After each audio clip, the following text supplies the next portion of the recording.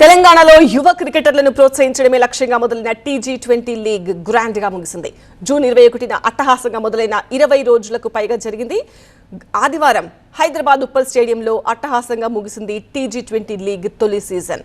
హైదరాబాద్ ఈ ఛాంపియన్స్ విజేతలుగా నిలిచారు. ఫైనల్ మ్యాచ్ లో ఖమ్మం ఏఎస్ పై విజయం సాధించింది. హైదరాబాద్ టీం ఫస్ట్ కప్ ని ఎగరేసుకుపోయింది. ఈ మ్యాచ్ లో ఖమ్మం ఏసెస్ పై హైదరాబాద్ ఈ ఛాంపియన్స్ 6 వికెట్ల తేడాతో విజయం సాధించారు. తొలుత బ్యాటింగ్ చేసిన ఖమ్మం ఏసెస్ 20 ఓవర్లలో 8 వికెట్లు కోల్పోయి 157 పరుగులు చేసింది. 158 పరుగుల లక్ష్యంతో బరిలోకి దిగిన హైదరాబాద్ 17.4 ఓవర్లలోనే 4 వికెట్లు కోల్పోయి టార్గెట్ ఛేదించింది. టైటిల్ కైవసం చేసుకున్న హైదరాబాద్ జట్టుకు తెలంగాణ గవర్నర్ శివప్రతాప్ శుక్లా ₹1 కోటి భారీ ప్రైజ్ మనీ చెక్ అందించారు.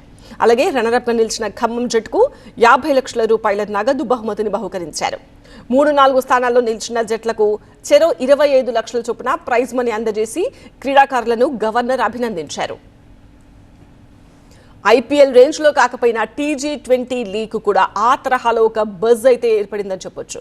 అయితే క్రైసిస్ లో కూడా ఖతర్నాక్ ఈవెంట్ నిర్వహించిన ఘనత మాత్రం జస్టిస్ పి నవీన్ రావు నేతృత్వానిదే అని చెప్పొచ్చు.